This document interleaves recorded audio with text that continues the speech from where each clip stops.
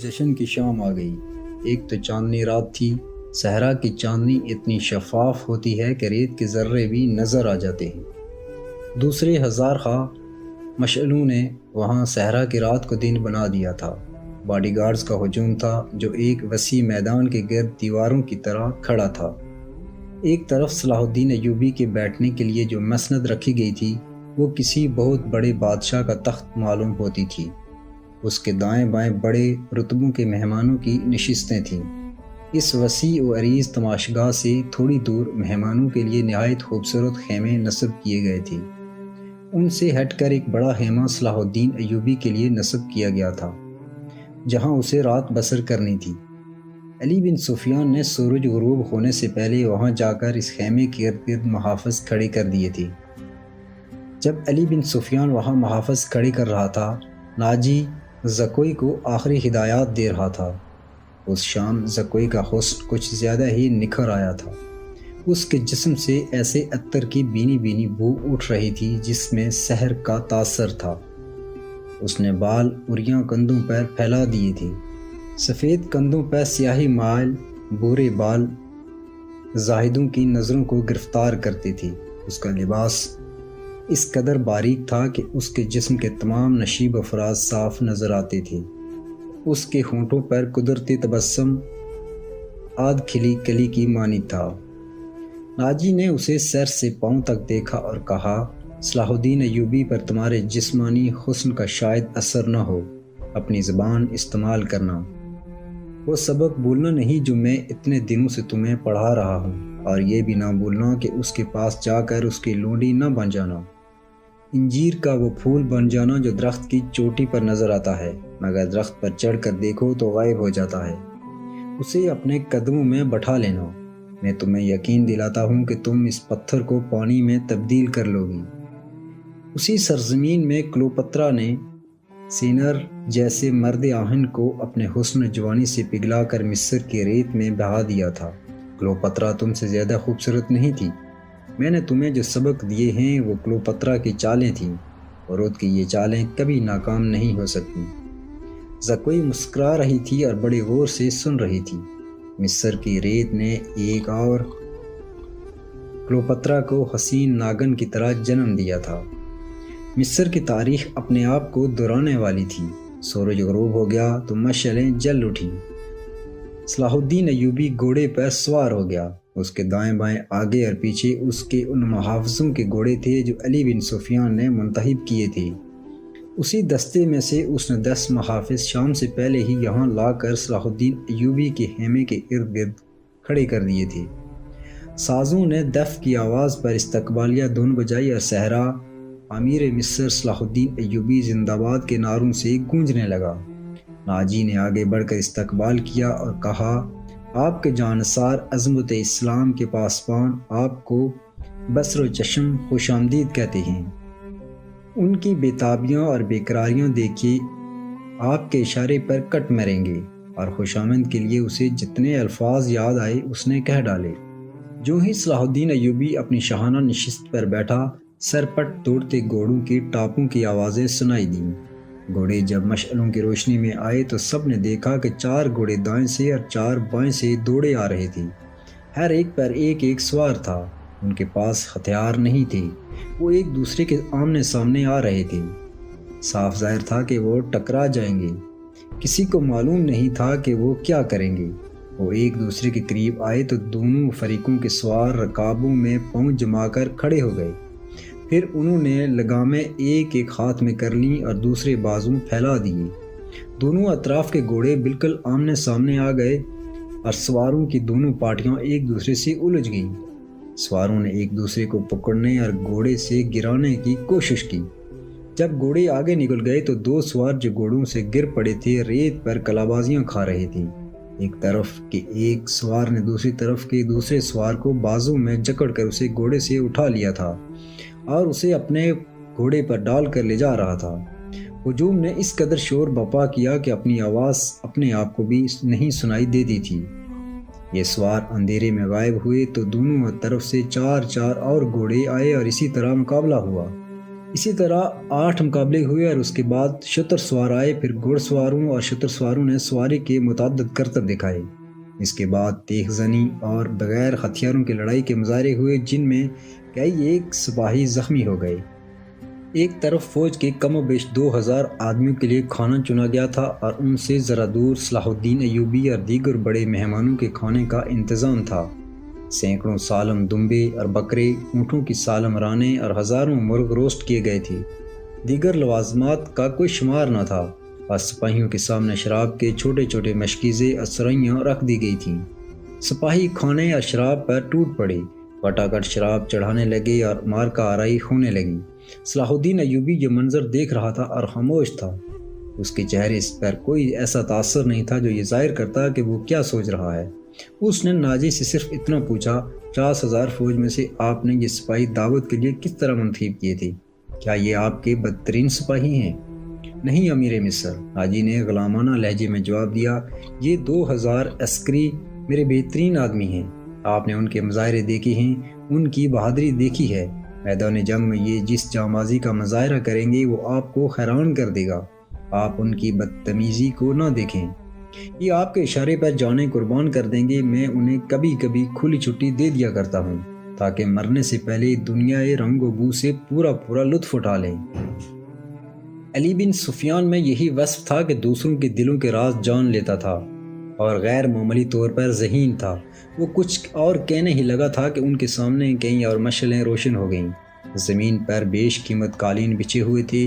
شہنائی اور سارنگ کا ایسا میٹھا اور پرسوز نغمہ ابھرا کہ مہمانوں پر سناٹا طاری ہو گیا۔ ایک طرف سے ناچنے والیوں کی قطار نمودار ہوئی۔ 20 لڑکیاں ایسے باریک اور نفیس لباس میں ملبوس چلی آ رہی تھیں جس میں ان کے جسموں کا انگ انگ نظر آ رہا تھا۔ ہر ایک کا لباس نہایت باریک چوغا سا تھا، پیشانوں سے ٹخنوں تک لمبا تھا۔ ان کے بال کھلے ہوئے تھے اور اسی ریشم کا حصہ نظر آتے تھے جس کا انہوں نے لباس پہن رکھا تھا۔ صحرا کی ہلکی ہلکی ہوا سے اور لڑکیوں کی چال سے یہ ڈھیلا ڈالا لباس ہلتا تھا تو یوں لگتا تھا جیسے پھولدار پودوں کی ڈالیاں فضا میں تیرتی آ رہی ہیں۔ ہر ایک کے لباس کا رنگ جدا تھا، ہر ایک کی شکل و صورت ایک دوسری سے مختلف تھی، لیکن حسن اور جسم کی لچک میں سب ایک جیسی تھیں۔ ان کے مرمری بازو اریاں تھے، وہ چلتی آ رہی تھیں لیکن قدم اٹھتے نظر نہیں آتے تھے، وہ ہوا کی لہروں کی مانند آ رہی تھیں۔ وہ نیم دائرے میں ہو کر رک گئیں، صلاح الدین ایوبی کی طرف منہ کر کے تعظیم کے لیے جھکیں۔ سب کے بال سرک کر شانوں پر آ گئے۔ سازندوں نے ان ریشمی بالوں اور جسموں کے جادو میں تلسم پیدا کر دیا۔ 2 سیاہ فام دیو ہیکل حبشی جن کی کمر کے گرد چیتوں کی کھالیں تھیں، ایک بڑا سا ٹوکرا اٹھائے تیز تیز قدم چلتے نظر آئے اور ٹوکرا لڑکیوں کے نیم دائرے کے سامنے رکھ دیا۔ ساز سپیروں کی بین کی دھن بجانے لگے۔ حبشی مست سانڈوں کی طرح پھنکارتے غائب ہو گئے۔ ٹوکرے میں سے ایک بہت بڑی کلی اوپر کو اٹھی اور پھول کی طرح کھل گئی۔ اس پھول میں سے ایک لڑکی کا چہرہ نمودار ہوا اور پھر وہ اوپر کو اٹھنے لگی۔ یوں لگتا تھا جیسے سرخ بادلوں میں سے چاند نکل رہا ہو۔ یہ لڑکی اس دنیا کی معلوم نہیں ہوتی تھی، اس کی مسکراہٹ بھی عارضی نہیں تھی، اس کے بالوں کی چمک بھی مصر کی کسی لڑکی کی چمک نہیں لگتی تھی۔ اور جب لڑکی نے پھولوں کی چوڑی پتیوں میں سے باہر قدم رکھا تو اس کے جسم کے لچک نے تماشائیوں کو مسحور کر لیا۔ علی بن سفیان نے صلاح الدین ایوبی کی طرف دیکھا، اس کے ہونٹوں پر مسکراہٹ تھی۔ صلاح الدین ایوبی نے مسکرا کر اس کے کان میں کہا، مجھے توقع نہیں تھی کہ یہ اتنی خوبصورت ہوگی۔ ناجی نے صلاح الدین ایوبی کے پاس آ کر کہا، امیر مصر کا اقبال بلند ہو، اس لڑکی کا نام زکوئی ہے، اسے میں نے آپ کی خاطر اسکندریہ سے بلایا ہے۔ یہ پیشہ ور رقاصہ نہیں اور یہ عصمت فروش بھی نہیں، رقص سے اسے پیار ہے، شوقیہ ناچتی ہے، کسی محفل میں نہیں جاتی۔ میں اس کے باپ کو جانتا ہوں، ساحل پر مچھلیوں کا کاروبار کرتا ہے۔ یہ لڑکی آپ کی عقیدت مند ہے، آپ کو پیغمبر مانتی ہے۔ میں اتفاق سے اس کے گھر اس کے باپ سے ملنے گیا تو اس لڑکی نے استدعا کی کہ سنا ہے صلاح الدین ایوبی امیر مصر بن کے آئے ہیں، خدا کے نام پر مجھے ان سے ملوا دو۔ میرے پاس اپنی جان اور رقص کے سوا کچھ بھی نہیں جو میں اس عظیم ہستی کے قدموں میں پیش کروں۔ قابل صد احترام میں امیر، میں نے آپ سے رقص و سرور کی اجازت اسی لیے مانگی تھی کہ اس لڑکی کو میں آپ کے حضور پیش کرنا چاہتا تھا۔ آپ نے اسے بتایا تھا کہ میں اپنے سامنے کسی لڑکی کو رقص اور عریانی کی حالت میں نہیں دیکھ سکتا۔ صلاح الدین ایوبی نے کہا، یہ لڑکیاں جنہیں آپ ملبوس لائے ہیں بالکل ننگی ہیں۔ عالی مقام ناجی نے کھسیانہ ہو کے جواب دیا، میں نے بتایا تھا کہ امیر مصر رقص کو ناپسند فرماتے ہیں، لیکن یہ کہتی تھی کہ وہ میرا رقص پسند کریں گے کیونکہ میرے رقص میں دعوت گناہ نہیں ہے۔ یہ ایک باعصمت لڑکی کا رقص ہوگا۔ میں ایوبی کے حضور اپنا جسم نہیں اپنا فن پیش کروں گی۔ اگر میں مرد ہوتی تو ایوبی کی جان کی حفاظت کے لیے اس کے محافظ دستے میں شامل ہو جاتی۔ آپ کہنا کیا چاہتے ہیں؟ صلاح الدین ایوبی نے پوچھا۔ اس لڑکی کو اپنے پاس بلا کر اسے خراج تحسین پیش کروں کہ تم اپنے جسم کو ہزاروں مردوں کے سامنے عریاں کر کے بہت اچھا ناچتی ہو۔ اسے اس پر شاباش کہوں کہ اس نے مردوں کے جنسی جذبات بھڑکانے میں خوب مہارت حاصل کی ہے۔ نہیں امیر مصر، ناجی نے کہا، میں اسے اس وعدے پر یہاں لایا ہوں کہ آپ اسے شرف باریابی بخشیں گے۔ یہ بڑی دور سے اسی امید پر آئی ہے۔ ذرا دیکھیے اسے، اس کے رقص میں پیشہ ورانہ تاثر نہیں، خود سپردگی ہے۔ دیکھیے وہ آپ کو کیسی نظروں سے دیکھ رہی ہے۔ بے شک عبادت صرف اللہ کی جاتی ہے، لیکن یہ رقص کی اداؤں سے، عقیدت سے، مخمور نگاہوں سے آپ کی عبادت کر رہی ہے۔ آپ اسے اپنے خیمے میں آنے کی اجازت دے دیں، تھوڑی سی دیر کے لیے اسے مستقبل کی وہ ماں سمجھیں جس کی کوکھ سے اسلام کی پاسبانی کے لیے جانباز جنم لیں گے۔ یہ اپنے بچوں کو بڑے فخر سے بتایا کرے گی کہ میں نے صلاح الدین ایوبی سے تنہائی میں باتیں کرنے کا شرف حاصل کیا تھا۔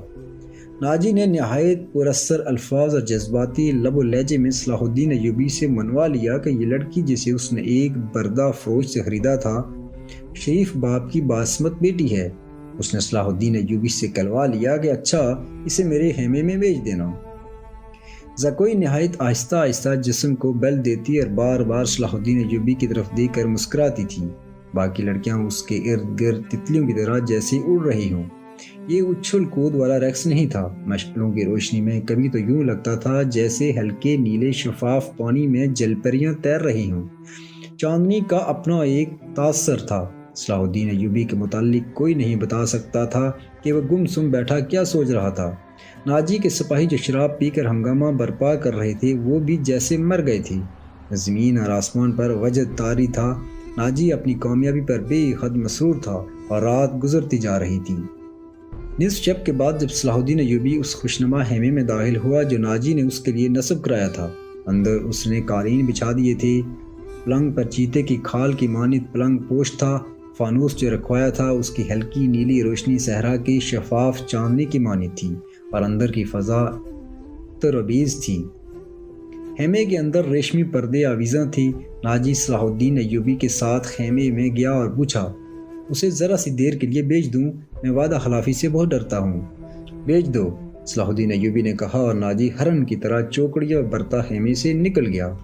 تھوڑا ہی وقت گزرا ہوگا کہ صلاح الدین ایوبی کے محافظوں نے ایک رقاصہ کو اس کے خیمے کی طرف آتے دیکھا۔ خیمے کے ہر طرف مشعلیں روشن تھیں۔ روشنی کا یہ انتظام علی بن سفیان نے کرایا تھا تاکہ رات کے وقت محافظ گرد و پیش کو اچھی طرح دیکھ سکیں۔ رقاصہ قریب آئی تو انہوں نے اسے پہچان لیا۔ انہوں نے اسے رقص میں دیکھا تھا۔ یہ وہی لڑکی تھی جو ٹوکرے میں سے نکلی تھی۔ وہ زکوئی تھی، وہ رقص کے لباس میں تھی۔ یہ لباس توبہ شکن تھا، اس میں وہ عریاں تھی۔ محافظوں کے کمانڈر نے اسے روک لیا۔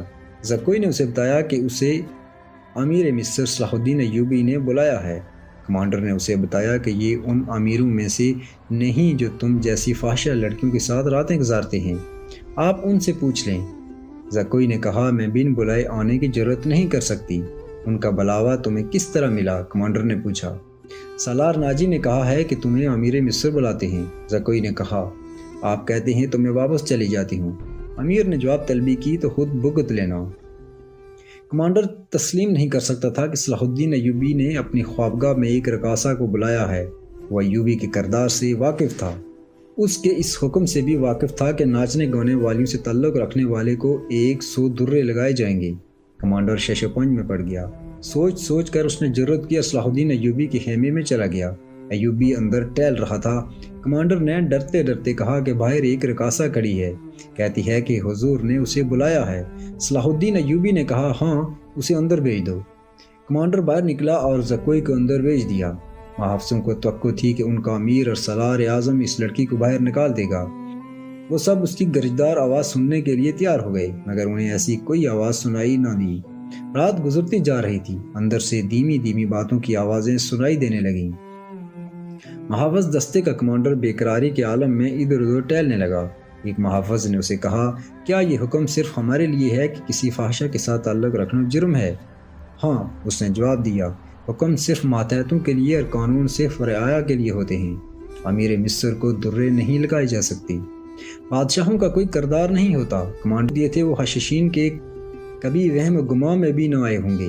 ناجی نے کہا، اب صلاح الدین ایوبی کے حلق سے شراب اتارنی رہ گئی ہے۔ ناجی کو باہر قدموں کی آہٹ سنائی دی۔ وہ دوڑ کر باہر گیا۔ وہ کوئی نہیں تھی، کوئی سپاہی جا رہا تھا۔ ناجی نے دور سے صلاح الدین ایوبی کے خیمے کی طرف دیکھا۔ پردے گرے ہوئے تھے اور باہر محافظ کھڑی تھی۔ اس نے اندر جا کر ادرش سے کہا، اب میں یقین کے ساتھ کہہ سکتا ہوں کہ میری زکوئی نے بت توڑ ڈالا ہے۔ رات کا آخری پہر تھا جب زکوئی صلاح الدین ایوبی کے خیمے سے نکلی۔ ناجی کے خیمے میں جانے کے بجائے وہ دوسری طرف چلی گئی۔ راستے میں ایک آدمی کھڑا تھا جس کا جسم سر سے پاؤں تک ایک ہی لبادے میں ڈھکا ہوا تھا۔ اس نے دھیمی سی آواز میں زکوئی کو پکارا۔ وہ اس آدمی کے پاس چلی گئی۔ وہ آدمی اسے ایک خیمے میں لے گیا۔ بہت دیر بعد وہ اس خیمے سے نکلی اور ناجی کے خیمے کا رخ کر لیا۔ ناجی اس وقت تک جاگ رہا تھا اور کئی بار باہر نکل کر صلاح الدین ایوبی کے خیمے کو دیکھ چکا تھا کہ زکوئی نے صلاح الدین ایوبی کو پھانس لیا ہے اور اسے آسمان کی بلندیوں سے گھسیٹ کر ناجی کی ذہنیت کی پستیوں میں لے آئی ہے۔ ادرش، اس نے کہا، رات تو گزر گئی ہے، وہ ابھی تک نہیں آئی۔ وہ اب آئے گی بھی نہیں، ادرش نے کہا۔ امیر مصر اسے اپنے ساتھ لے جائے گا۔ ایسے ہیرے کوئی شہزادہ واپس نہیں کیا کرتا۔ تم نے اس پر بھی غور کیا ہے؟ نہیں، ناجی نے کہا، میں نے اپنی چال کا یہ پہلو تو سوچا ہی نہیں تھا۔ کیا یہ نہیں ہو سکتا کہ امیر مصر زکوئی کے ساتھ باقاعدہ شادی کر لے؟ ادرش نے کہا، اس صورت میں یہ خطرہ ہے کہ لڑکی ہمارے قوم کی نہیں رہے گی۔ وہ تو ہوشیار ہے، ناجی نے کہا، مگر رقاصہ کا کیا بھروسہ؟ وہ رقاصہ کی بیٹی ہے اور تجربہ کار پیشہ ور ہے، دھوکہ دے سکتی ہے۔ وہ گہری سوچ میں کھویا ہوا تھا کہ زکوئی اس کے خیمے میں داخل ہوئی۔ اس نے ہنس کر کہا، اپنے امیر کے جسم کا وزن کرو اور لاؤ اتنا سونا۔ آپ نے میرا یہی انعام مقرر کیا تھا نا؟ پہلے بتاؤ ہوا کیا؟ ناجی نے بےتابی سے پوچھا۔ جو آپ چاہتے تھے، زکوئی نے جواب دیا۔ آپ کو یہ کس نے بتایا تھا کہ صلاح الدین ایوبی پتھر ہے، فولاد ہے اور وہ مسلمانوں کے اللہ کا سایہ ہے؟ اس نے زمین پر پاؤں کا ٹھڈ مار کر کہا، وہ اس ریت سے زیادہ بے بس ہے جسے ہوا کے ہلکے ہلکے جھونکے اڑاتے پھرتے ہیں۔ تمہارے حسن کے جادو اور زبان کے تلسم نے اسے ریت بنایا ہے، ادرش نے کہا، ورنہ یہ کمبخت چٹان تھا۔ ہاں، چٹان تھا، زکوئی نے کہا، اب ریتلا ٹیلا بھی نہیں۔ میرے متعلق کوئی بات ہوئی تھی؟ ناجی نے پوچھا۔ ہاں، زکوئی نے جواب دیا۔ پوچھتا تھا ناجی کیسا آدمی ہے؟ میں نے جواب دیا کہ مصر میں اگر کسی پر آپ کو اعتماد کرنا چاہیے تو وہ صرف ناجی ہے۔ اس نے پوچھا کہ تم کس طرح اسے جانتی ہو؟ میں نے کہا کہ وہ میرے باپ کے گہرے دوست ہیں، ہمارے گھر گئے تھے اور میرے باپ سے کہتے تھے کہ میں صلاح الدین ایوبی کا غلام ہوں، مجھے سمندر میں کودنے کا حکم دیں گے تو کود جاؤں گا۔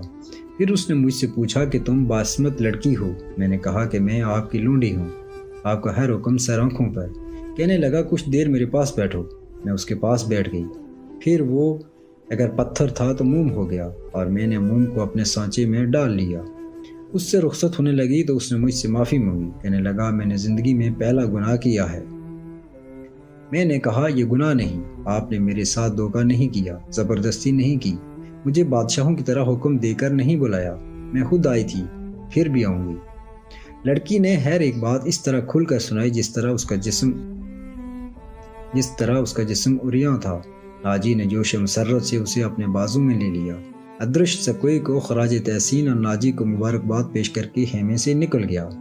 صحرا کی اس پر اسرار رات کی کوکھ سے جس صبح نے جنم لیا وہ کسی بھی صحرائی صبح سے مختلف نہیں تھی، مگر اس صبح کے اجالے نے اپنے تاریک سینے میں ایک راز چھپا لیا تھا جس کی قیمت اس سلطنت اسلامیہ جتنی تھی، جس کے قیام اور استحکام کا خواب صلاح الدین ایوبی نے دیکھا اور اس کی تعبیر کا عزم لے کر جوان ہوا تھا۔ گزشتہ رات اس صحرا میں جو واقعہ ہوا اس کے دو پہلو تھے، ایک پہلو سے ناجی اور ادرش واقف تھے، دوسرے پہلو سے صلاح الدین ایوبی کا محافظ دستہ واقف تھا۔ اور صلاح الدین ایوبی، اس کا سراورساں اور جاسوس علی بن سفیان اور زکوئی 3 ایسے افراد تھے جو اس واقعے کے دونوں پہلوں سے واقف تھے۔ صلاح الدین ایوبی اور اس کے سٹاف کو ناجی نے نہایت شان و شوکت اور عقیدت مندی سے رخصت کیا۔ سوڈانی فوج دو رویہ کھڑی صلاح الدین ایوبی زندہ باد کے نعرے لگا رہی تھی۔ صلاح الدین ایوبی نے نعروں کے جواب میں بازو لہرانے، مسکرانے اور دیگر تکلفات کی پرواہ نہ کی۔ ناجی سے ہاتھ ملایا، اپنے گھوڑے کو ایڑ لگا دی۔ اس کے پیچھے اس کے محافظوں اور دیگر سٹاف کو بھی گھوڑے دوڑانے پڑے۔ اپنے مرکزی دفتر میں پہنچ کر وہ علی بن سفیان اور اپنے ایک نائب کو اندر لے گیا اور دروازہ اندر سے بند کر لیا۔ وہ سارا دن کمرے میں بند رہی۔ سورج غروب ہوا، رات تاریک ہو گئی۔ کمرے کے اندر کھانا تو درکنار پانی بھی نہیں گیا۔ رات خاصی گزر چکی تھی جب تینوں باہر نکلے اور اپنے اپنے گھروں کو روانہ ہوئے۔ علی بن سفیان ان سے الگ ہوا تو محافظوں کے دستے کے کمانڈر نے اسے روک لیا اور کہا، محترم، ہمارا فرض ہے کہ حکم مانیں اور زبانیں بند رکھیں، لیکن میرے دستے میں ایک مایوسی اور بے اطمینانی پیدا ہو گئی ہے۔ خود میں بھی اس کا شکار ہو رہا ہوں۔ کیسی مایوسی؟ علی بن سفیان نے سوالیہ انداز میں پوچھا۔ محافظ کہتے ہیں کہ ایک فوج کو شراب پینے کی اجازت ہے تو ہمیں اس سے کیوں منع کیا گیا ہے؟ کمانڈر نے کہا، اگر آپ میری شکایت کو گستاخی سمجھے تو سزا دے دیں، لیکن میری شکایت سن لیں۔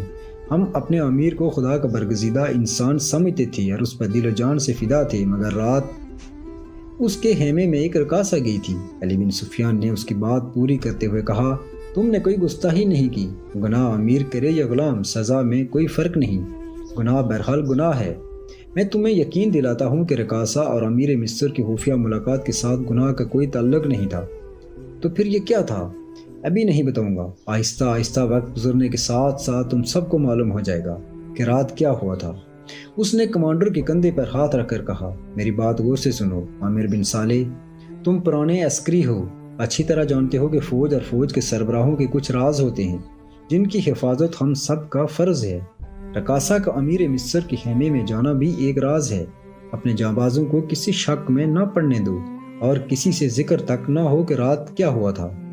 علی بن سفیان کی قابلیت اور کارناموں سے یہ کمانڈر آگاہ تھا، مطمئن ہو گیا اور اس نے اپنے دستے کے شکوک بھی رفع کر دیے۔ اگلے روز صلاح الدین ایوبی دوپہر کا کھانا کھا رہا تھا کہ اسے اطلاع دی گئی کہ ناجی ملنے آیا ہے۔ صلاح الدین ایوبی کھانے سے فارغ ہو کر ناجی سے ملا۔ ناجی کا چہرہ بتا رہا تھا کہ گھبرایا ہوا ہے اور غصے میں بھی ہے۔ اس نے ہکلانے کے لہجے میں کہا، قابل صد احترام امیر، کیا یہ حکم آپ نے جاری کیا ہے کہ سوڈانی محافظ فوج کی 50,000 نفری مصر کی اس فوج میں مدغم کر دی جائے جو حال ہی میں تیار ہوئی ہے؟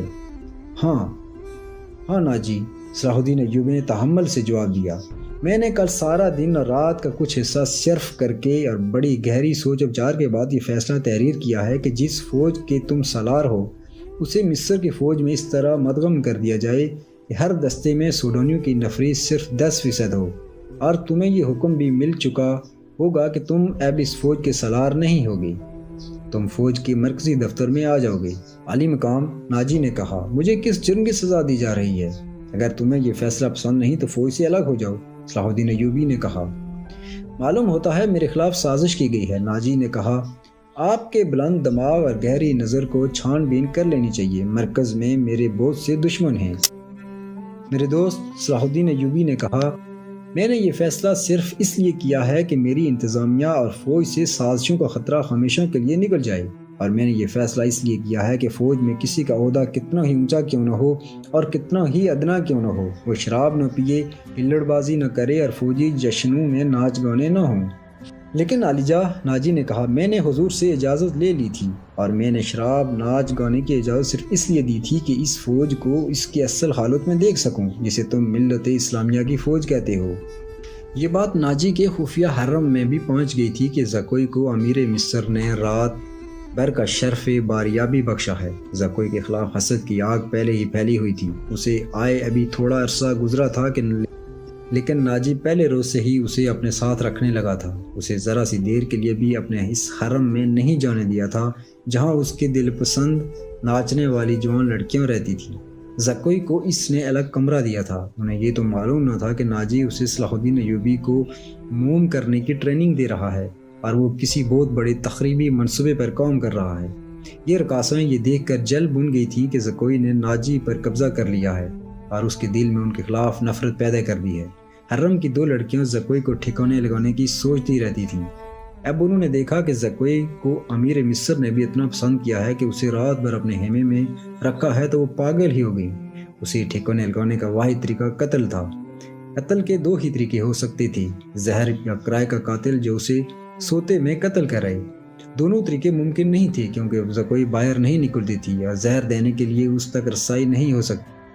ناجی بے حد غصے کے عالم میں اپنے کمرے میں ٹہل رہا تھا۔ زکوئی اسے ٹھنڈا کرنے کی بہت کوشش کر چکی تھی لیکن اس کا غصہ بڑھتا جا رہا تھا۔ آپ مجھے اس کے پاس جانے دیں، زکوئی نے چوتھی بار کہا۔ میں اسے شیشے میں اتار لوں گی۔ بیکار ہے، ناجی نے گرج کر کہا۔ وہ کمبخت حکم نامہ جاری کر چکا جس پر عمل بھی شروع ہو چکا ہے، مجھے اس نے کہیں کا نہیں رہنے دیا۔ اس پر تمہارا جادو نہیں چل سکا۔ مجھے معلوم ہے کہ میرے خلاف یہ سازش کرنے والے لوگ کون ہیں۔ وہ میری ابھرتی ہوئی حیثیت سے حسد کرتے ہیں۔ میں امیر مصر بننے والا تھا، میں نے یہاں کے حکمرانوں پر حکومت کی ہے، حالانکہ میں معمولی سا سالار تھا، اب میں سالار بھی نہیں رہا۔ اس نے دربان کو اندر بلا کر کہا، ادرش کو بلا لائے۔ اس کا ہمراز اور نائب ادرش آیا تو ناجی نے اس کے ساتھ بھی اسی موضوع پر بات کی۔ اسے وہ کوئی نئی خبر نہیں سنا رہا تھا۔ ادرش کے ساتھ وہ صلاح الدین ایوبی کے نئے حکم نامے پر تفصیلی تبادلہ خیال کر چکا تھا، مگر دونوں اس کے خلاف کارروائی سوچ نہیں سکی تھی۔ اب اس کے دماغ میں ایک کارروائی آ گئی تھی۔ اس نے ادرش سے کہا، میں نے جوابی کارروائی سوچ لی ہے۔ کیا؟ بغاوت، ناجی نے کہا۔ ادرش چپ چاپ اسے دیکھتا رہا۔ ناجی نے کہا، تم حیران ہو گئے ہو؟ کیا تمہیں شک ہے کہ یہ 50,000 سوڈانی فوج ہماری وفادار نہیں؟ کیا یہ صلاح الدین ایوبی کی نسبت مجھے اور تمہیں اپنا حاکم اور خیرخواہ نہیں سمجھتی؟ کیا تم اپنی فوج کو یہ کہہ کر بغاوت اور آمادہ نہیں کر سکتے کہ تمہیں مصری کا غلام بنایا جا رہا ہے اور مصر تمہارا ہے؟ ادرش نے گہری سانس لے کر کہا، میں نے اس اقدام پر غور نہیں کیا تھا۔ بغاوت کا انتظام ایک اشارے پر ہو سکتا ہے، لیکن مصر کی نئی فوج بغاوت کو دبا سکتی ہے اور اس فوج کو کمک بھی مل سکتی ہے۔ حکومت سے ٹکر لینے سے پہلے ہمیں ہر پہلو پر غور کر لینا چاہیے۔ میں غور کر چکا ہوں، ناجی نے جواب دیا۔ میں عیسائی بادشاہوں کو مدد کے لیے بلا رہا ہوں۔ تم 2 پیغمبر تیار کرو، انہیں بہت دور جانا ہے۔ آؤ میری باتیں غور سے سنو۔ زکوئی، تم اپنے کمرے میں چلی جاؤ۔ زکوئی اپنے کمرے میں چلی گئی اور وہ دونوں ساری رات اپنے کمرے میں بیٹھے رہے۔ اس لڑکی سے ملاقات ہوئی یا نہیں؟ صلاح الدین ایوبی نے پوچھا۔ نہیں، علی نے جواب دیا، اس سے ملاقات ممکن نظر نہیں آتی، میرے آدمی ناکام ہو چکے ہیں، ناجی نے اسے قید کر رکھا ہے۔ اس سے اگلی رات کا واقعہ ہے۔ رات ابھی تاریخ ہوئی تھی۔ زکوئی اپنے کمرے میں تھی۔ ناجی ادرش کے ساتھ اپنے کمرے میں تھا۔ اسے گھوڑوں کے قدموں کی آواز سنائی دی۔ اس نے پردہ ہٹا کر دیکھا، باہر کی چراغوں کی روشنی میں اسے 2 گھڑ سوار گھوڑوں سے اترتے دکھائی دیے۔ لباس سے وہ تاجر معلوم ہوتے تھے، لیکن وہ گھوڑوں سے اتر کر ناجی کے کمرے کی طرف چلے گئے تو ان کی چال بتاتی تھی کہ یہ تاجر نہیں ہیں۔ اتنے میں ادرش باہر نکلا۔ دونوں سوار اسے دیکھ کر رک گئے اور ادرش کو سپاہیوں کے انداز سے سلام کیا۔ ادرش نے ان کے گرد گھوم کر ان کے لباس کا جائزہ لیا، پھر انہیں کہا کہ ہتھیار دکھاؤ۔ دونوں نے پھرتی سے چوگے کھولے اور ہتھیار دکھائے۔ ان کے پاس چھوٹی تلواریں اور ایک خنجر تھا۔ ادرش انہیں اندر لے گیا۔ دربان ایک طرف کھڑا تھا۔ زکوئی گہری سوچ میں کھو گئی۔ وہ کمرے سے نکلی اور ناجی کے کمرے کا رخ کیا، مگر دربان نے اسے دروازے پر روک لیا اور کہا کہ اسے حکم ملا ہے کہ کسی کو اندر نہ جانے دوں۔ زکوئی کو وہاں ایسی حیثیت حاصل ہو گئی تھی کہ وہ کمانڈروں پر بھی حکم چلانے لگی تھی۔ دربان کو روکنے سے وہ سمجھ گئی کہ کوئی خاص بات ہے۔ اسے یاد آیا کہ 2 راتیں پہلے ناجی نے اس کی موجودگی میں ادرش سے کہا تھا، میں عیسائی بادشاہوں کو مدد کے لیے بلا رہا ہوں، تم 2 پیغمبر تیار کرو، انہیں بہت دور جانا ہے۔ اور پھر اس نے زکوئی کو اپنے کمرے میں چلے جانے کا کہا تھا اور اس نے بغاوت کی باتیں بھی کی تھیں۔ یہ سب کچھ سوچ کر وہ اپنے کمرے میں واپس چلی گئی۔ اس کے اور ناجی کے خاص کمرے کے درمیان ایک دروازہ تھا جو دوسری طرف سے بند تھا۔ اس نے اس دروازے کے ساتھ کان لگا دیے۔ ادھر کی آوازیں دھیمی تھیں، اسے کوئی بات سمجھ نہ آئی۔ کچھ دیر بعد اسے ناجی کی بڑی صاف آواز سنائی دی۔ اس نے کہا، آبادیوں سے دور رہنا، اگر کوئی شک میں پکڑنے کی کوشش کرے تو سب سے پہلے یہ پیغام غائب کرنا، جان پر کھیل جانا، جو بھی راستے میں حائل ہو اسے ختم کر دینا۔ تمہارا سفر 4 دنوں کا ہے، 3 دنوں میں پہنچنے کی کوشش کرنا، سمت یاد کر لو، شمال مشرق۔ دونوں آدمی باہر نکلے۔ زکوئی بھی باہر آ گئی۔ اس نے دیکھا کہ دونوں گھوڑوں پر سوار ہو رہے تھے۔ ناجی اور ادرش بھی باہر کھڑے تھے، سواروں کو الوداع کہنے نکلے ہوں گے۔ سوار بہت تیز سے روانہ ہو گئے۔ ناجی نے زکوئی کو دیکھا تو اسے بلا کر کہا، میں باہر جا رہا ہوں، کام بہت ہے، تم آرام کرو، اگر اکیلے دل نہ لگے تو حرم میں گھوم پھر آنا۔ ہاں، زکوئی نے کہا، جب سے آئی ہوں باہر نہیں نکلی۔ ناجی اور ادرش چلے گئے۔ زکوئی نے چوگا پہنا کمر بند میں خنجر ڈالا اور حرم کی طرف چل پڑی۔ وہ جگہ چند 100 گز دور تھی۔ وہ ناجی پر یہ ظاہر کرنا چاہتی تھی کہ وہ حرم میں گئی تھی۔ دربان کو بھی اس نے یہی بتایا۔ حرم میں داخل ہوئی تو وہاں کی رہنے والیوں نے اسے حیران ہو کے دیکھا۔ وہ پہلی دفعہ وہاں گئی تھی۔ سب نے اس کا استقبال احترام اور پیار سے کیا۔ ان 2 لڑکیوں نے بھی اسے خوش آمدید کہا جو اسے قتل کرانا چاہتی تھیں۔ زکوئی سب سے ملی، ہر ایک کے ساتھ باتیں کی اور واپس چل پڑی۔ وہ خراٹ ملازمہ بھی وہی تھی جسے اس کے قتل کے لیے کہا گیا تھا۔ اس نے زکوئی کو بڑی غور سے دیکھا اور زکوئی باہر نکل گئی۔ زکوئی کا رخ ادھر ہی تھا۔ وہ گھنی جھاڑیوں سے نکلی ہی تھی کہ بائیں طرف سے سیاہ بھوت اٹھا۔ چاندنی بڑی صاف تھی، پھر بھی اس کا چہرہ نظر نہیں آتا تھا۔ اس کے پاؤں کی آہٹ بھی نہیں تھی۔ بھوت کا ہاتھ اوپر اٹھا، چاندنی میں خنجر چمکا اور بجلی کی تیزی سے خنجر زکوئی کے بائیں کندھے اور گردن کے درمیان اتر گیا۔ زکوئی کی چیخ نہیں نکلی، خنجر اس کے کندھے سے نکل گیا۔ زکوئی نے اتنا گہرا زخم کھا کر بھی نہایت تیزی سے اپنا کمر بند سے خنجر نکالا۔ بھوت نے اس پر دوسرا وار کیا تو زکوئی نے اس کے خنجر والے بازوں کو اپنے بازوں سے روک کر اپنا خنجر بھوت کے سینے میں گھونپ دیا۔ اسے چیخ سنائی دی جو کسی عورت کی تھی۔ زکوئی نے اپنا خنجر کھینچ کر دوسرا وار کیا جو بھوت کے پیٹ میں اتر گیا، اور اس کے ساتھ ہی اس کے اپنے پہلو میں خنجر لگا، لیکن زیادہ گہرا نہیں اترا تھا۔ زکوئی نے یہ نہیں دیکھا کہ اس پر حملہ کرنے والا کون تھا۔ وہ دوڑ پڑی، اس کے جسم سے خون بہت تیزی سے بہہ رہا تھا۔ صلاح الدین ایوبی کا مکان اسے چاندنی میں نظر آنے لگا۔ آدھا فاصلہ طے کر کے اسے چکر ہونے لگے، اس کی رفتار سست ہونے لگی۔ اس نے چلانا شروع کر دیا، علی بن سفیان ایوبی، علی بن سفیان ایوبی، اور اس کے کپڑے لال سرخ ہو گئے تھے اور وہ بڑی مشکل سے قدم گھسیٹ رہی تھی۔ اس کی منزل تھوڑی ہی دور رہ گئی تھی جہاں تک پہنچنا اس کے لیے ممکن نظر نہیں آتا تھا۔ وہ مسلسل صلاح الدین ایوبی اور علی بن سفیان کو پکارے جا رہی تھی۔ اتنے میں ایک گشتی سنتری کو اس کی آوازیں سنائی دیں تو وہ دوڑ کر پہنچا۔ زکوئی اس پر گر پڑی اور کہا، مجھے امیر مصر تک پہنچا دو، بہت جلدی، بہت جلدی۔ سنتری نے اس کا خون دیکھا تو اسے پیٹھ پر لاد کر دوڑ پڑا۔ صلاح الدین ایوبی اپنے کمرے میں بیٹھا علی بن سفیان سے رپورٹ لے رہا تھا۔ اس کے 2 نائب بھی موجود تھے۔ یہ رپورٹیں کچھ اچھی نہیں تھیں۔ علی بن سفیان نے بغاوت کے خدشے کا اظہار کیا تھا جس پر غور ہو رہا تھا۔ دربان گھبراہٹ کے عالم میں اندر آیا اور بتایا کہ ایک سپاہی ایک زخمی لڑکی کو اٹھائے باہر کھڑا ہے، کہتا ہے یہ لڑکی امیر مصر سے ملنا چاہتی ہے۔ یہ سنتے ہی علی بن سفیان کمان سے نکلے ہوئے تیر کی طرح کمرے سے نکل گیا۔ اس کے پیچھے صلاح الدین ایوبی دوڑا۔ اتنے میں لڑکی کو اندر لے آئے۔ صلاح الدین ایوبی نے کہا، طبیب اور جراح کو فوراً بلاؤ۔ لڑکی کو صلاح الدین ایوبی نے اپنے پلنگ پر لٹا دیا۔ ذرا سی دیر میں پلنگ پوش خون سے لال ہونے لگا۔ کسی کو نہ بلاؤ، لڑکی نے نحیف آواز میں کہا، میں اپنا فرض ادا کر چکی ہوں۔ تمہیں زخمی کس نے کیا ہے زکوئی؟ علی بن سفیان نے پوچھا۔ پہلے ضروری باتیں سن لو، زکوئی نے کہا۔ شمال مشرق کی طرف سوار دوڑا دو سوار جاتے نظر آئیں گے۔ دونوں کے چوغے بادامی رنگ کے ہیں۔ ایک کا گھوڑا بادامی اور دوسرے کا سیاہ ہے۔ وہ تاجر لگتے ہیں۔ ان کے پاس سالار ناجی کا تحریری پیغام ہے جو عیسائی بادشاہ فرینک کو بھیجا گیا ہے۔ ناجی کی یہ سوڈانی فوج بغاوت کرے گی۔ مجھے اور کچھ بھی معلوم نہیں۔ تمہاری سلطنت سخت خطرے میں ہے۔ ان سواروں کو راستے میں پکڑ لو، تفصیل ان کے پاس موجود ہے۔ بولتے بولتے زکوئی کو وحشی ہونے لگی۔ 2 طبیب آ گئے۔ انہوں نے زکوئی کا خون بند کرنے کی کوشش شروع کر دی۔ اس کے منہ میں دوائیاں ڈالیں جن کے اثر سے وہ بولنے کے قابل ہو گئی۔ ضروری پیغام دے چکی تھی۔ اس کے بعد اس نے دوسری ساری باتیں سنائیں، ناجی کا غصہ اور بھاگ دوڑ، 2 سواروں کا آنا وغیرہ۔ پھر اس نے اسے کچھ علم نہیں کہ اس پر حملہ کرنے والا کون تھا۔ وہ موقع موزوں دیکھ کر ہی رپورٹ دینے کے لیے آ رہی تھی کہ پیچھے سے کسی نے اسے خنجر گھونپ دیا۔ خون رک نہیں رہا تھا، زیادہ تر خون تو پہلے ہی بہہ گیا تھا۔ زکوئی نے صلاح الدین ایوبی کا ہاتھ پکڑا اور چوم کر کہا، اللہ آپ کو اور آپ کی سلطنت کو سلامت رکھے۔ آپ شکست نہیں کھا سکتے۔ مجھ سے زیادہ کوئی نہیں بتا سکتا کہ صلاح الدین ایوبی کا ایمان کتنا پختہ ہے۔ پھر اس نے علی بن سفیان سے کہا، میں نے کوتاہی تو نہیں کی۔ آپ نے جو فرض مجھے سونپا تھا وہ میں نے پورا کر دیا ہے۔ تم نے اس سے زیادہ پورا کیا، علی بن سفیان نے اسے کہا۔ میرا تو وہم گمان میں بھی نہ تھا کہ ناجی اس خط تک خطرناک کارروائی کرے گا اور تمہیں جان کی قربانی دینی پڑے گی۔ میں نے تمہیں صرف مخبری کے لیے وہاں بھیجا تھا۔ کاش، لڑکی نے کہا، کاش میں مسلمان ہوتی۔ اس کے آنسو نکل آئے اور اس نے کہا، میرے اس کام کا جو بھی معاوضہ دینا ہے وہ میرے اندھے باپ اور بیمار ماں کو دے دینا۔ ان کی معذوریوں نے مجھے 12 سال کی عمر میں رقاصہ بنا دیا تھا۔